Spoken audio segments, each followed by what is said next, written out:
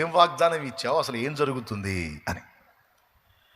కానీ ఒక్కటి గుర్తుపెట్టుకోవాలి, మాట ఇచ్చినోడు మాత్రం దేవుడు అన్న సంగతి మర్చిపోకూడదు మనం. ఫర్ ఎగ్జాంపుల్, మనం బోల్డెన్ సార్లు విన్న బైబిల్లో యోసేపు లైఫ్. యోసేపుకి చిన్న ప్రాయంలో ఉన్నప్పుడే దేవుడు దర్శనాలు ఇచ్చాడు, కళలు ఇచ్చాడు.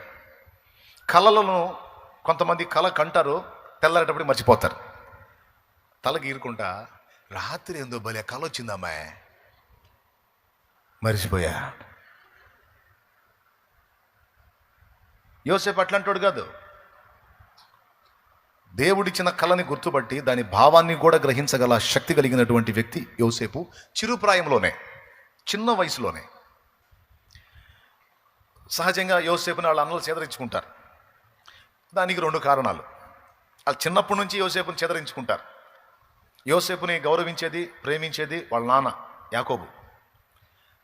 మిగిలిన వాళ్ళందరికీ పడదు, 10 మంది అన్నలకు పడదు యోసేపు అంటే. చిన్నోడు తమ్ముడు బెన్యామిన్ ఉన్నాడు, ఇక తమ్ముడు ఏం చెప్పలేడు అనుకో, చిన్నోడు కాబట్టి. 10 మంది పెద్దవాళ్ళకి మాత్రం యోసేపు అంటే నచ్చదు, 2 కారణాలను బట్టి. మొదటి కారణం ఏంటంటే, వాళ్ళ నాన్న యాకోబు ఈ 10 మంది కంటే యోసేపుని ఎక్కువ ప్రేమిస్తాడు. వాళ్ళెవ్వరికి కుట్టించిన అద్దాల అంగిని ఈయన గుర్తించాడు. వాళ్ళకి ఇవ్వదాన్ని యోసేపుకి ఇచ్చినందుకు ఎవరికైనా కుళ్ళు ఉంటుందిగా, వ్యసనం. ఆ వ్యసనాన్ని బట్టి ఆ ముసలోడు వీడిని తెగపేమిస్తాడు.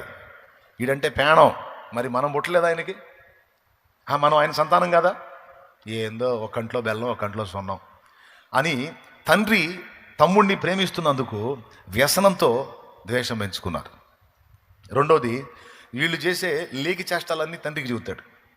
పెద్దన్న అట్లా చేశాడు, చిన్నన్న ఎట్లా చేశాడు, మూడోవాడు ఎట్లా చేశాడు, నాలుగోవాడు ఎట్లా చేశాడు. వాళ్ళు పొలంలో ఏం చేసినా కేసులన్నీ రాసుకొని తీసుకొచ్చి ఇక్కడ తండ్రికి చెప్తూ ఉంటాడు.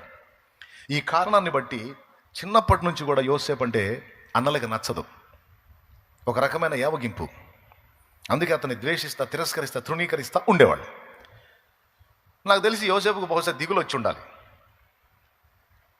యాకోబు దేవుని భక్తుడు గనక, తన తండ్రితో ఎక్కువ సహవాసంలో ఉంటాడు గనక యోసేపు తను కూడా దేవుడిని అడిగి ఉండాలి, ప్రశ్నించి ఉండాలి. దేవా, ఎందుకయ్యా మా అన్నోళ్ళకి నేనంటే అంత ద్వేషం? ఎందుకయ్యా నన్ను పురుగును చూసినట్టు చూస్తారు, శత్రువుని చూసినట్టు చూస్తారు? ఎందుకయ్యా నన్ను అంత అసహించుకుంటారు అని బహుశా తను మదనపడి ఉండొచ్చు, తన పడకలో తను ఆలోచించి ఉండొచ్చు. అలాంటి సన్నివేశంలో దేవుడు యోసేపుకి ఒక కళ చూపించాడు. చూపించిన కళ 2 సార్లు రెట్టించాడు.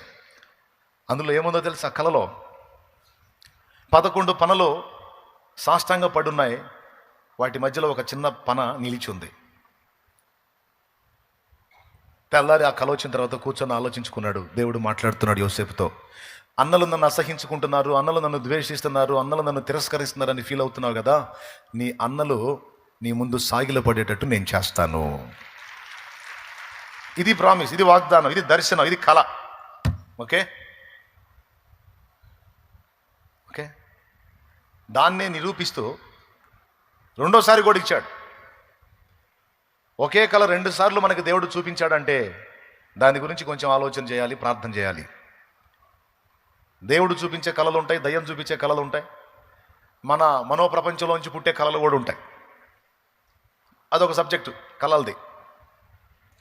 కానీ దేవుడు చూపించేటువంటి కళ 2 సార్లు రెట్టించబడింది అంటే తప్పకుండా దానికోసం ప్రార్థన చేయమని దేవుడు సంకేతాలు ఇస్తున్నట్టు.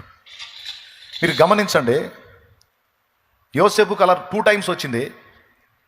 నిర్ధారణ చేసుకొని వాళ్ళ అన్నల దగ్గరికి వెళ్ళాడు. వాళ్ళ అన్నల దగ్గరికి, అన్నయ్య కళ వచ్చింది అన్నయ్య అన్న.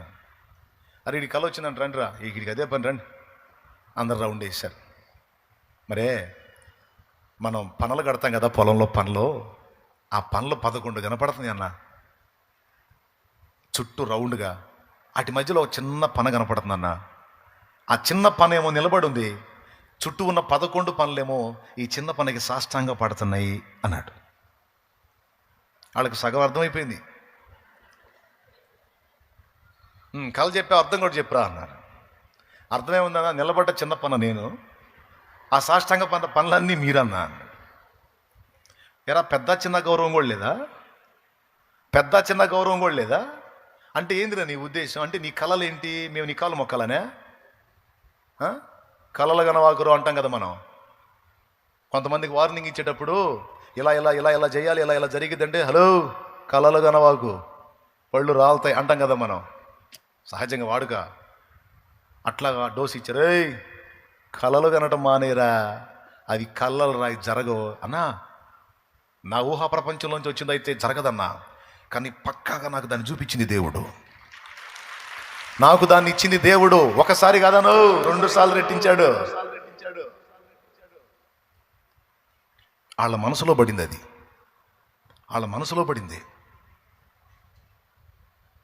వాళ్ళు దూరానికి అడవికి పోయి గొర్రెలు మేపడానికి పోతే వాళ్ళ నాన్న యోసేపుని పంపించాడు. అన్నల్ని పలకరించిరాయా, ఇలా ఎట్లున్నారో చూసిరా, ఈ ఆహార పదార్థాలు ఇచ్చిరా అని పంపిస్తే పోతే అల్లంత దూరంలో తమ్ముడు వస్తుంటే ఆ తమ్ముడిని చూసి వాళ్ళు ఏమని మాట్లాడుకున్నారో తెలుసా? ఇదిగో ఈ కలలు గను వాడు వచ్చుచున్నాడు, వాణ్ణి నీళ్లు లేని గోతిలో చంపి పడేద్దాం, వాని కలలేమవుతాయో చూద్దామన్నారు. ఆ మాట రాయబడి ఉంది, వాని కలలేమగునో చూద్దాము అనే మాట రాస్తుంది. అంటే వాళ్ళ మనసులో యోసేపు చెప్పిన కళ ఉంది. వాడికి మనం సాష్టాంగ పడతామంట. పగటి కళలు అంటున్నాడు పనికిమాలినోడు. ఆడిని చంపి పడేసామంటే ఆడి కళలు ఏమవుతాయో, అవి ఎట్లా నెరవేరుతాయో చూద్దాం. అది వస్తున్నాడు, ఆ కళలు గనేవాడు వస్తున్నాడు. అతను టైట్లే ఇచ్చారు, యోసేపు కాదు, కళలు గనేవాడు. ఈరోజు నువ్వు కూడా కొన్ని దర్శనాలను చూస్తున్నప్పుడు, కొన్ని విషయాలు దేవుడు నీకు చూపించి, కొన్ని సంగతులు నీతో మాట్లాడుతున్నప్పుడు, నిన్ను గురించి కూడా కొంతమంది ఎగతాళిగా మాట్లాడుతుండొచ్చు, హేళనగా మాట్లాడుతుండొచ్చు. కానీ అవి దేవుడు చూపించేవైతే తప్పకుండా దేవుడు తన మాట చొప్పున నెరవేరుస్తాడు. హల్లెలూయా, హల్లెలూయా. నువ్వేం కంగారు పడాల్సిన అవసరం లేదు, చింతపడాల్సిన అవసరం లేదు, టెన్షన్ అవ్వాల్సిన అవసరం లేదు, ఒత్తిడి కావాల్సిన అవసరం లేదు.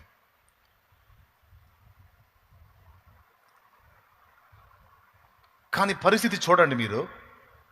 యోసేపుకు వచ్చిన కల వేరు, యోసేపుకు జరుగుతున్న పరిస్థితులు వేరు. అన్నలు సాష్టాంగ పడతారన్నది దర్శనం, కానీ అన్నలు పట్టుకొని తంతన్నారు. అంతేకాదు అతని ప్రాణం తీయడానికి ప్రయత్నించారు, అతని చావు గోతులోకి నెట్టేశారు, మళ్ళీ బయటికి తీసి అమ్మేశారు.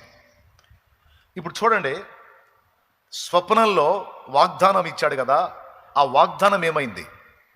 ఇచ్చిన వాగ్దానం ఒకటైతే జరుగుతున్న పరిస్థితులు ఇంకొకటి. ఇచ్చిన వాగ్దానం ఒకటైతే జరుగుతున్న పరిస్థితులు ఇంకొకటి. ఇలా జరుగుతున్నప్పుడు కూడా కొంతమందికి ఆశ్చర్యం కలిగింది. దేవా, నాకు ప్రామిస్ చేసింది ఏంటి, నువ్వు నాకు వాగ్దానం చేసింది ఏంటి, నాకు మాట ఇచ్చింది ఏంటి, జరుగుతుంది ఏంటి?